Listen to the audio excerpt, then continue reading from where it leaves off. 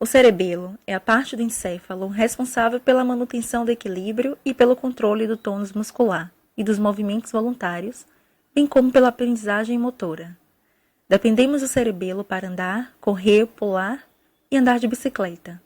Este órgão é formado por dois hemisférios, os hemisférios cerebelosos e uma parte central chamada de vermes. O termo cerebelo deriva do latim e significa pequeno cérebro. O cerebelo é a maior massa do encéfalo que se encontra dorsal à ponte e à medula, formando com essas estruturas a cavidade do quarto ventrículo. Situa-se abaixo do tentório do cerebelo, na fossa posterior do crânio, separado do cérebro por um folheto da dura mater. Possui formato praticamente ovalado. Sua superfície é cruzada por numerosos sulcos que variam de profundidade dependendo da localização. Seu peso médio no homem é de aproximadamente 150 gramas. Este órgão subdivide-se em três partes.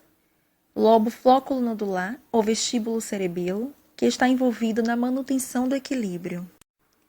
O lobo anterior, que consiste essencialmente na parte anterior do vermes e do córtex paravermiano. Este lobo está mais relacionado com a postura, tônus muscular e controle da coordenação dos membros inferiores, principalmente na marcha. Lobo posterior ou neocerebelo, que é composto pela parte média do vermes e pelas suas extensões laterais. Este lobo está envolvido na coordenação dos movimentos finos iniciados pelo córtex cerebral.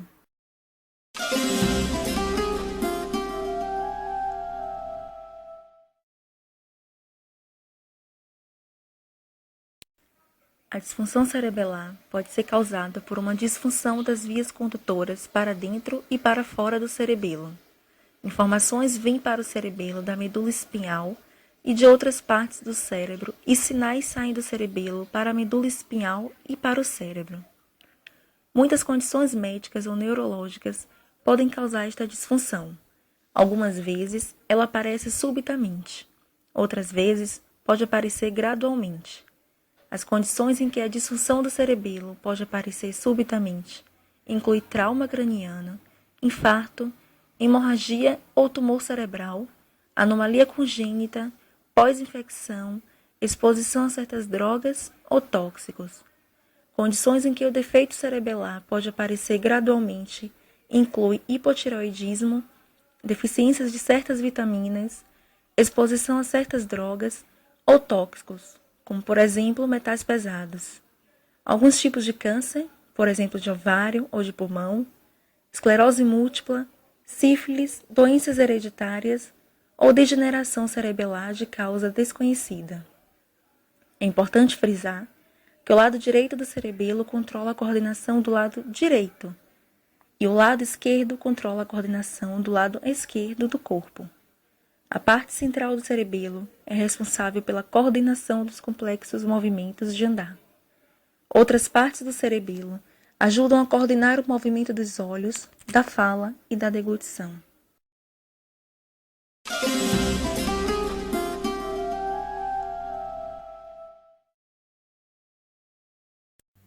Quando o cerebelo é lesado, os principais sinais e sintomas são ataxia, que é uma condição da falta de coordenação dos movimentos, podendo afetar a força muscular e o equilíbrio de uma pessoa.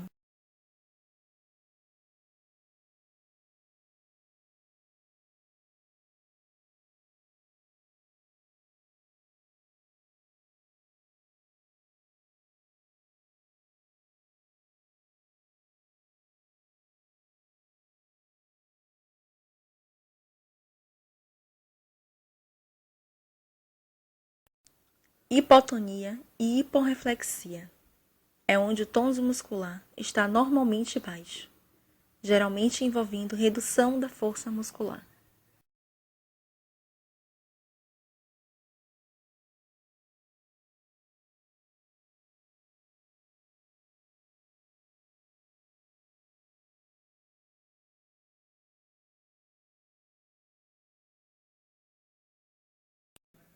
Dismetria. Observe que com o lado não lesado, ele leva o dedo à ponta do nariz sem dificuldade, e com o lado lesado, Ele tem dificuldade em calcular esse movimento.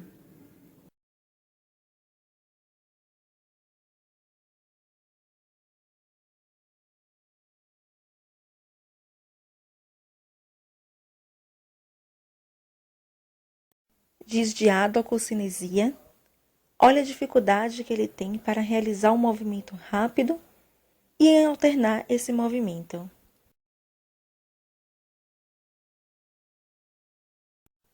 O tremor de intenção, que se acentua ao final do movimento.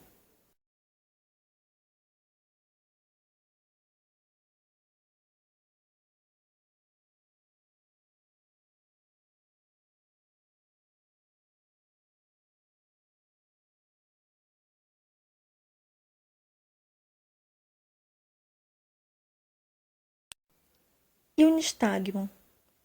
Olha as oscilações repetidas e involuntárias dos olhos.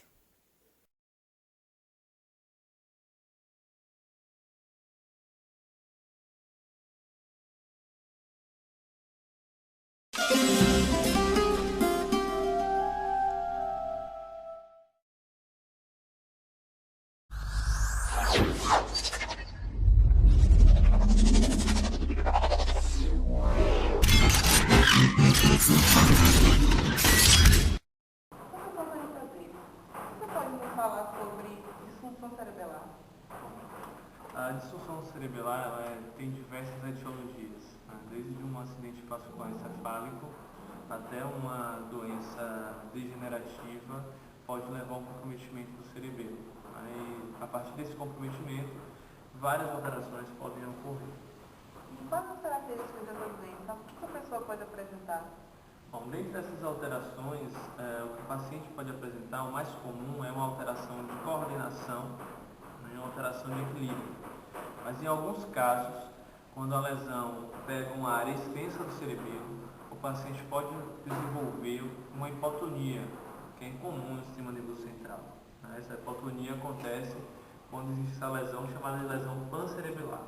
Uma área extensa do cerebelo é comprometida e o paciente pode evoluir com hipotonia persistente pelo resto. Como seria o tratamento fisioterapêutico deste paciente? O tratamento fisioterapêutico, o primeiro passo do tratamento é a avaliação. Você tem que identificar na avaliação quais são as alterações principais que o paciente vai estar apresentando. Claro que existe um quadro comum de uma lesão cerebelar, que foi isso que a gente acabou de falar, mas cada paciente é diferente do outro, né? Então a gente tem que avaliar e identificar o que é que o paciente está precisando mais naquele momento para poder trabalhar e intervir de forma específica. Normalmente, o trabalho feito pela fisioterapia tem o objetivo de melhorar a coordenação e melhorar o equilíbrio, né? Mas se o paciente tiver uma alteração de tônus também, devem ser feitas atividades com o objetivo de ajuste desse tônus. Com o objetivo de trabalhar o equilíbrio, o paciente ele realiza diversas atividades. Dentre essas atividades, apoio unipodal, por exemplo, que ele fica sobre um pé só. Claro que depende do grau de comprometimento do paciente, do potencial que ele tem.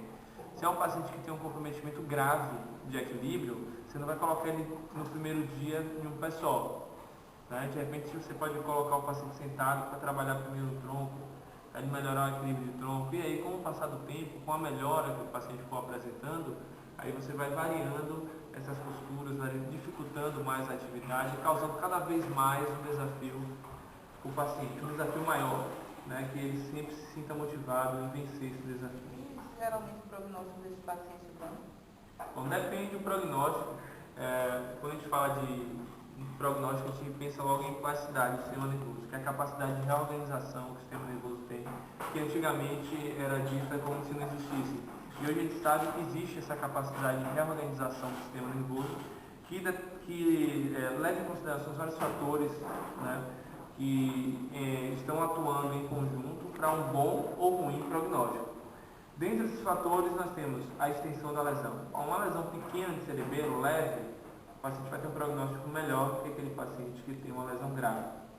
Mas se você fala de lesões iguais no cerebelo, lesão igual no córtex, região frontal, por exemplo, o grau de plasticidade do cerebelo ele é menor, né? E se a gente parar para pensar em recuperação, em treino e aprendizado, o cerebelo é só por coordenar o movimento. Para você aprender, é importante que você realize o movimento o mais correto possível. É difícil realizar o movimento correto se o responsável pela coordenação do movimento está comprometido. Então você tem que explorar esse paciente ao máximo para que ele tenha o melhor prognóstico, o melhor resultado possível da sua terapia. O máximo com cautela. Claro que você não vai fazer com que o paciente fadigue, mas é explorar o potencial, o que ele pode te oferecer. Você deve sempre estar explorando para que ele tenha boa resposta. A família pode ajudar de alguma forma? Como ela pode participar na vida dos pacientes? A família ela é fundamental. A família ela pode ajudar em alguns momentos, em outros momentos ela pode atrapalhar, né? E às vezes é importante você ter uma interação, não só fisioterapeuta familiar, mas uma interação de toda a equipe com o paciente, com o familiar. Porque esse paciente não tem só um impacto funcional. A alteração que ele tem não leva só a um comprometimento das suas funções, mas também leva a uma alteração no seu estado emocional. O paciente às vezes é um indivíduo que realiza atividades, que trabalha. Um grande exemplo disso é o famoso o cara que tocava guitarra, né? O guitarrista do Chiclete com Banana. Chamava o índio, Johnny. Ele tem uma ataxia cerebelar, ele tem uma lesão cerebelar. E por conta das suas alterações de equilíbrio e de coordenação, deixou de tocar. Então ele deixou de exercer uma atividade que ele gostava muito e que era sua atividade ocupacional, que dava para ele não só benefícios para a emoção dele, para o prazer, como também benefícios financeiros que hoje, com certeza, ele tem um impacto disso, né? Então, a doença neurológica, a lesão cerebelar, ela traz um impacto grande para a família e tem que ocorrer toda uma reestruturação familiar para aquele paciente.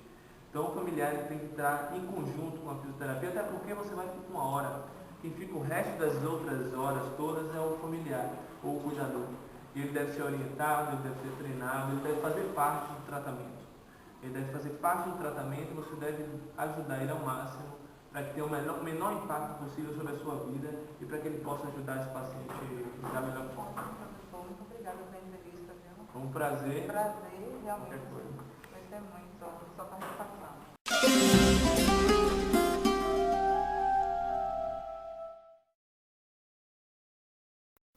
Tratamento fisioterapêutico.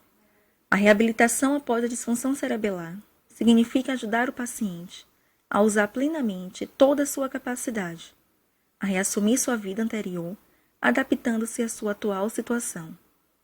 A fisioterapia, como agente indispensável para a reabilitação destas pessoas, atua como instrumento na busca do potencial do reaprendizado, ajudando-as a aceitar sua real condição e incentivando-as ao retorno do convívio social. O tratamento fisioterapêutico tem como objetivo diminuir os efeitos das deformidades dos tônus, impedir deformidades pela manutenção de uma ADM normal, promover condicionamento, proporcionar movimentação ativa e a utilização do lado afetado, e promover o equilíbrio. A importância do tratamento imediatamente após a disfunção cerebelar deve ser enfatizado na busca de resultados satisfatórios para que o paciente alcance mais cedo a mobilidade necessária, evitando possíveis complicações, iniciando assim suas atividades rotineiras e prevenindo uma incapacidade permanente.